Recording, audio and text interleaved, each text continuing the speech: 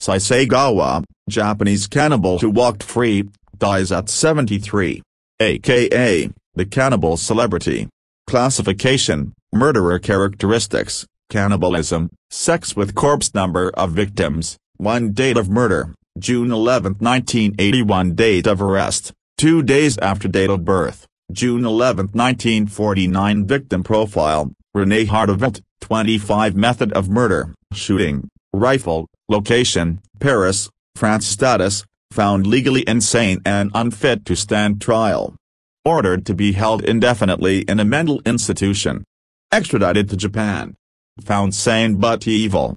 Sagawa checked himself out of the mental institution on August 12, 1986, and has been a free man ever since. Issei Sagawa, Sagawa Issei, born June 11, 1949, is a Japanese man who in 1981 murdered and cannibalized a Dutch woman named Renée Hartevelt. After his release, he became a minor celebrity in Japan and made a living through the public's interest in his crime. Early life.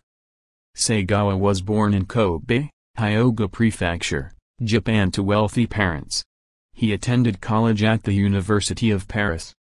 Murder of Hartevelt. Sagawa served time in a French jail for the murder of a Dutch student Renée Hartevelt, a classmate at the Sorbonne Academy in Paris, France.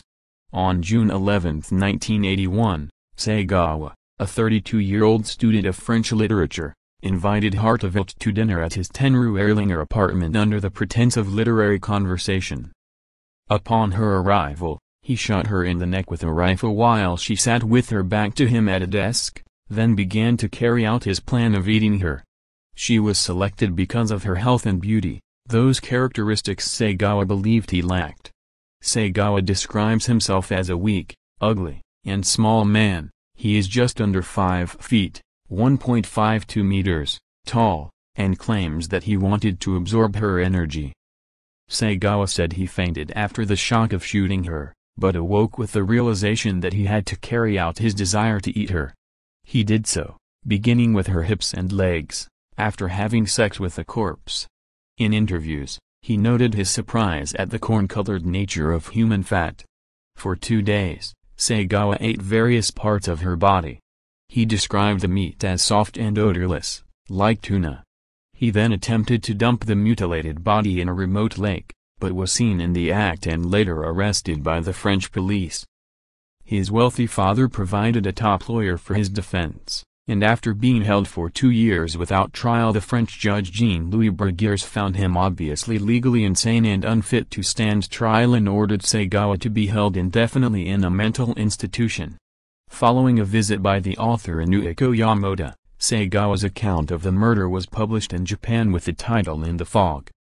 The subsequent publicity and macabre celebrity of Sagawa likely contributed to the French authorities' decision to have him extradited to Japan. Upon arrival in Japan, he was immediately taken to Matsuzawa Hospital, where examining psychologists all found him to be sane but evil. However, Japanese authorities found it to be legally impossible to hold him, purportedly because they lacked certain important papers from the French court. As a result, Sagawa checked himself out of the mental institution on August 12, 1986, and has been a free man ever since. Sagawa now lives in Tokyo and is a minor celebrity in Japan. He is often invited as a guest speaker and commentator. He has also written restaurant reviews for the Japanese magazine Spa. In 1992, he appeared in Hisayasa Sato's exploitation film Uwakazuma, Chijakuzime, Unfaithful Wife, Shameful Torture, as a sadisexual voyeur. Besides books about the murder he committed, Sagawa wrote a commentary book Shonen in 1997 on the Kobe children's serial killings of 1997, when a 14-year-old referred to in the media as Boy A, Shonen A, killed and decapitated a child and attacked several others. Sagawa's story inspired the 1981 Stranglers song La Folie, and the 1983 Rolling Stones song Too Much Blood, and the 2004 Human Factors Lab song Dinner with Renee. An 1986 short film by Olivier Smolders called Adoration is based on Sagawa's story. In the same year, The TV channel Viasat Explorer released a 47-minute documentary film called Cannibal Superstar. In 2009, Sagawa was documented in a History Channel show titled Strange Rituals discussing cannibalism. The show reveals Sagawa as a freelance artist of nude paintings.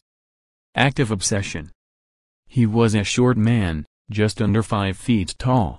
His hands and feet were small and even his voice was more like that of a girl. He had mentioned in some interviews that he wasn't the kind of man most women would find attractive, and he surmised that being acutely self-conscious of his shortcomings might have fueled his obsession with the perfect woman.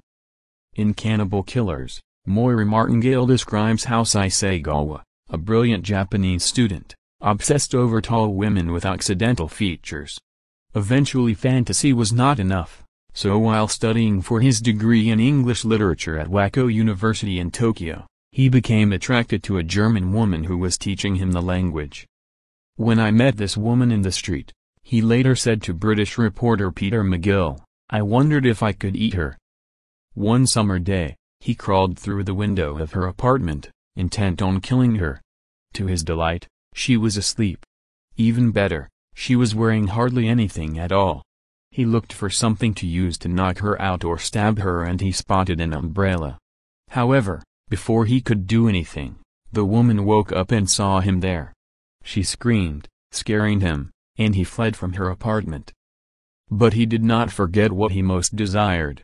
It had been almost too easy to get close to a woman, and if he prepared himself better, he felt sure he could indulge in his fantasy.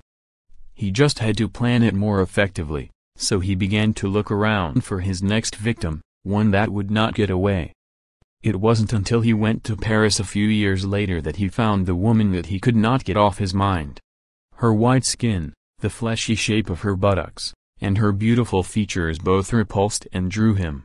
He started to insinuate himself into her life. Sagawa believed that he loved these women and that he could demonstrate it by consuming them. It wasn't unheard of. Sagawa strikes. While studying at the Sensier Institute in Paris in 1981, Sagawa spotted another tall, beautiful Northern European woman, Renée Hartevelt. He says that when he sat next to her in a class, he fell instantly in love and could not stop thinking about the white skin of her arms. She was the perfect woman for what he wanted to do, but this time he had to be more careful. He had to be ready. Renée was 25, blonde, and independent. She spoke 3 languages and had a bright future, with the aim of getting a PhD in French literature. Sagawa asked her to teach him German, and since his father was quite wealthy he could pay her well. She accepted. According to him, she liked his obvious intelligence and ability to discuss everything from Impressionist paintings to Shakespeare to European literature. He wrote her love letters and invited her to concerts and exhibits. He was small, feminine, and walked with a limp, yet she often went with him and invited him to her apartment for tea. They even danced together, allowing Sagawa a more physical sense of his fantasies. He found these Nordic women overpowering, and even as he claimed he loved them, he wanted to possess and destroy them. One day he invited Renée over to his apartment for dinner. He asked her to read a poem by his favorite German expressionist, which she did. After she left, he smelled and licked the place where she had sat and vowed that he would eat her, that would allow him to possess her forever. Soon he asked her to come over again for dinner. He had a cassette recorder, he said, and he wanted to record her reading of the poem. She accepted for the evening of June 11, 1981, and Sagawa prepared himself to act out his ultimate fantasy. Upon arriving in Paris, he had purchased a .22 caliber rifle for self-protection. He had it ready when Renée arrived. He seated her on the floor, Japanese style, to drink tea. Into her drink, he put some whiskey to make her more pliant. They talked for a while as Sagawa waited for the whiskey to have its effect. Then he told Renée that he loved her and wanted to take her to bed. She resisted him. She found him engaging but not sexually attractive. She wanted only to be his friend. Sagawa nodded. He then got up to get the book of poetry, while Renée sat on a chair.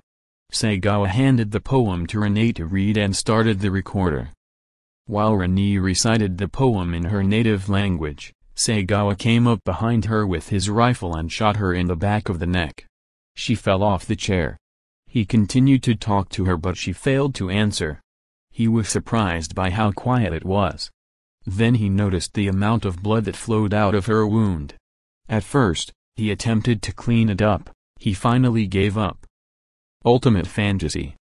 He then undressed her, finding it difficult to remove clothing from a corpse. But he was pleased that now she could no longer refuse his advances. She belonged to him. Then he got a knife and used it to cut off the tip of her left breast and a piece of her nose. These he consumed. I touched her hip, he later wrote in his fictional account, in the fog, and wondered where I should bite first. He chose her right buttock, but he found it difficult to bite into, and then realized he had a headache. He then went on to describe, moment by moment, the appearance of her fat and muscle, and the taste of it. As fat oozed out of one stab wounds, Sagawa said it had the consistency and appearance of yellow corn. He smelled it and found that it had no odor. Cutting deeper to find the flesh, he placed a chunk into his mouth. It melted in my mouth like raw tuna in a sushi restaurant. To him, there was nothing more delicious, and he looked into Renée's dead eyes to tell her so. He was ecstatic now that he had indulged himself in his fantasy. He had this gorgeous body all to himself. It had taken him until the age of 32 to consummate his desires, but he had done it. Then he got serious. Using an electric carving knife, Sagawa began to cut Renée into parts. He laid out strips of flesh to store for later and nibbled on a few pieces raw. Then he made a quick meal of fried human flesh with mustard. He took photographs of the mutilated corpse and had sex with it. When I hug her, he recorded, she lets out a breath. He told her that he loved her. As he cooked and ate more of her remains, he listened to the recording he had made of her reading the poem. When he was finished, he used her underwear as a napkin to wipe his mouth. He then returned to her body, cut off a breast and baked it, but disliked the greasy consistency. He found that he preferred her thighs. When he finally felt exhausted, he took what was left of the corpse into his bed to sleep with it. He knew that in the morning he would have to prepare to get rid of the evidence. The next day, finding that the body did not yet smell, he continued to try parts of it, in particular the arm that had so fascinated him. He chewed on it all the way from the underarm to the elbow. I had no idea, he wrote, that it would taste so good. Sagawa was curious about a few of the body parts that seemed more repulsive. He hesitated over what to do, but decided to go ahead and indulge. Cutting out the anus, he put it into his mouth, but the smell overpowered him, so he spit it out. He tried frying it, but that failed to diminish the odor, so he gave up and returned to the body. The honeymoon is over. By this time, several large flies swarmed around the corpse, so Sagawa took that as a sign that he lost Renée. The honeymoon was over. He then used a hatchet to chop her into pieces that would fit into the suitcases he bought specifically for this purpose. Yet even as he dismembered her, he grew excited, so he used her hand to masturbate. Then he chewed on her nose and heard the noise of the cartilage crunching. Since he'd often thought about chewing on her lip, he removed it and set it aside. That part he would keep for later pleasures. I want her tongue, he said in his fictional account.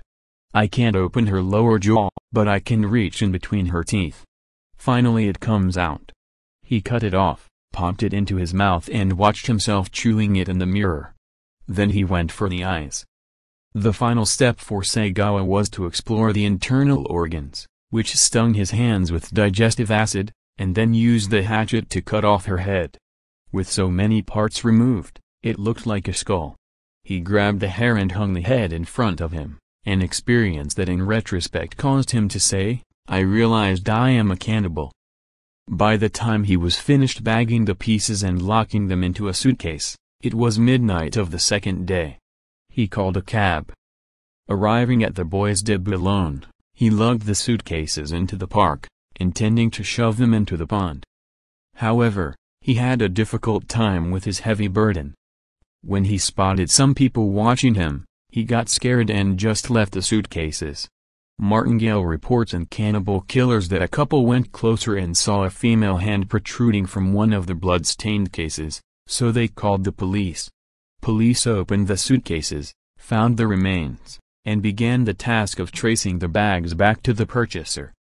In the meantime, Sagawa returned to his apartment to enjoy the pieces of Renée Hartevelt that he put into the refrigerator. As he ate another gruesome meal, he thumbed through some pornography. Each day of his remaining freedom, he ate another piece, claiming in his later renditions that it became sweeter with time. What makes them do it? The fictional serial killer Hannibal Lecter, featured in Thomas Harris's Silence of the Lambs and Hannibal, has a gruesome appetite for human flesh. He delights in his human liver with favubins and finds the horrified reactions of others amusing. People are nothing to him but objects to be used to satisfy himself. He's the new cannibal, the one who brings his disgusting appetites into public view and revels in them, just as Sagawa has done. Fred Katz, sociologist and author of Ordinary People and Extraordinary Evil, examines how we can start out innocently and by gradual increments get into position to enact real evil. This generally involves viewing what we're doing through a framework that differs from that of society at large, and we may develop one out of rebellion, curiosity, exposure to new ideas, or perverse influences on the formation of our private fantasies. Cannibalism, or the consumption of human flesh by another human, has been practiced in many cultures, generally as a ritual. The Aztecs in Mexico sacrificed and then ate thousands of people every year to please the gods, and other cultures such as the Aborigines use the practice to incorporate the power of their enemies. Natives of the Fiji Islands simply like the taste, and people such as the Donner-led settlers in 1846 dined off others to survive in the rugged conditions of the Sierra Nevadas. There are different forms of cannibalism, or anthropophagy, and they're practiced for different reasons. Amalphagia is a symbolic ritual meant to preserve the life force of the deceased by transforming the physical substance of the body into something spiritual. It may be done as part of deity worship or as a way to honor dead relatives. It may also be done to stave off widespread starvation, such as the widespread consumption of human flesh that occurred in the early part of the century in both China and Russia, mentioned by Chikatilo as influential on his own hunger. Some killers have adopted a form of amalphagia, which is called zoophagia, as a means of possessing their victims. Zoophagia is the consumption of life forms, as seen in the character of Renfield in Dracula, who progresses from spiders to flies to birds to cats. The idea is to ingest increasingly sophisticated life forms as a way to improve one's own. A sexual fetish. However, for many killers, cannibalism is more of an erotic or sexual fetish. For example, Fish claimed that as he ate the parts of his victims, he would grow increasingly excited and sometimes have an orgasm. Richard von Krafft-Ebing published Psychopathia Sexualis in 1886, listing well over 200 cases of aggressive eroticism, some of which involved cannibalism. He described a man named Stursch, 55, who came across a woman in the woods in 1864 and strangled her. He then cut off her breasts and genitalia and took them home to cook and eat. When he was arrested, he said his motive was inner impulse. Another case involved a 24-year-old vine dresser who murdered a girl, tore out her heart, and consumed part of it. Krafft-Ebing views these cases as being driven by a perverted lust that forms into a desire to possess by consumption rather than sexual intercourse. Making a living person into an inanimate object is about power and control. In Cannibalism and Vampirism in Paranoid Schizophrenia, 4 psychiatrists offer a discussion in the Journal of Clinical Psychiatry on an unusual case. The person was born in a rural part of France in 1940. He was 31 before he was diagnosed as a schizophrenic. 9 years later, he killed an elderly man, devoured part of his thigh and drank blood from an artery. Then he murdered a married couple and was arrested. He confessed to having killed his wife, and then said that he'd eaten parts of bodies to bring God back into his life. It was a form of Holy Communion. This sentiment the psychiatrists view as consistent with Sigmund Freud's interpretation of cannibalism as appropriating the power of another person. It seems that cannibalism may be more basic to our lives than one might want to believe, they conclude. Sagawa, who clearly had a sexualized lust, told a British journalist that his compulsion for cannibalism probably came from a childhood dream he'd had that left a huge impression. He was in a boiling pot with his brother, being prepared for a meal for someone else. From that point on, he began to fantasize regularly about cannibalism, switching his role from the disempowered meal to the empowered consumer. Yet he wasn't interested in ingesting the girls of his own race, he envisioned eating large blonde women with white skin. For him, the possibility of being intimate with them in this way was highly erotic. After his first breaking and entering incident in Tokyo, he actually went to a psychiatrist to confess his dark desires. The man believed that Sagawa was highly dangerous, probably because he'd begun to act out his fantasies, but Sagawa's father managed to engineer a cover-up and then sent his son out of the country to another school. The mental health professionals who evaluated him later also saw dangerous tendencies in him, from psychosis to psychopathy. Yet in the end, none of their diagnoses mattered. No trial, just fame. When the police arrived at his apartment 2 days after the murder with a search warrant, Sagawa let them in. They opened the refrigerator and found pieces of a female body inside, including lips. Sagawa freely confessed to what he had done, adding that he had a history of mental illness. In fact, his descriptions were so detailed and salacious that a judge decided he was not competent to stand trial. He was clearly delusional. Sagawa received a sentence of incarceration for an indefinite period in the Paul Giraud Asylum. 3 psychiatrists who evaluated him said that he'd never be cured. According to Brian King, who edited Lust Mord, while in the hospital, Sagawa corresponded with several members of the Japanese literati, who sent him books about other cannibals. "I realized I was not so unusual," was his comment.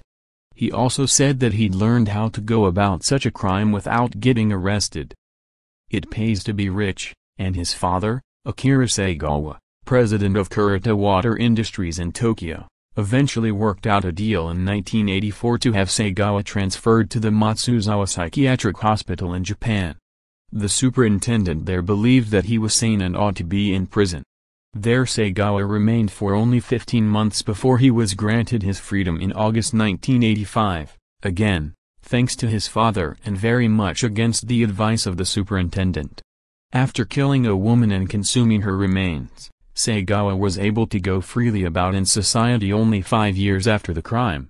He was even granted a passport to go to Germany. What made the situation worse was how he reveled in what he did and was only too happy to tell people about it on television talk shows. He even agreed to appear in several Japanese pornographic films, and he wrote 4 novels. The one in which he described the details of his murder sold over 200,000 copies. Thanks to his father, he'd gotten away with murder, and he was quite proud of it. Now Sagawa enjoys being the focus of tabloid media, granting interviews and making videos to indulge the voyeuristic curiosity of those who want to get closer to someone who has eaten human flesh. He apparently finds the attention amusing and does not feel that he did anything wrong. "The public has made me the godfather of cannibalism," he stated, "and I am happy about that." The Rolling Stones wrote and recorded a song about Sagawa's gory deed, calling it, "Too Much Blood," and Sagawa tried his hand at a comic book version of the story. He also wrote a weekly column for a tabloid publication, edited an anthology of cannibal fantasies, and was featured on the cover of a Japanese gourmet magazine. Under an assumed name, he even managed to get women to pose nude for him. On his website, he offers excerpts from his rendition of his crime and discusses why cannibalism is not such a horrific act. For those who want to see his art, he shows examples of his paintings, mostly of the fleshy buttocks of white females. In a magazine article, he said that he now envisions being eaten himself by a young Western woman, because, he insists, only an act like that will save him.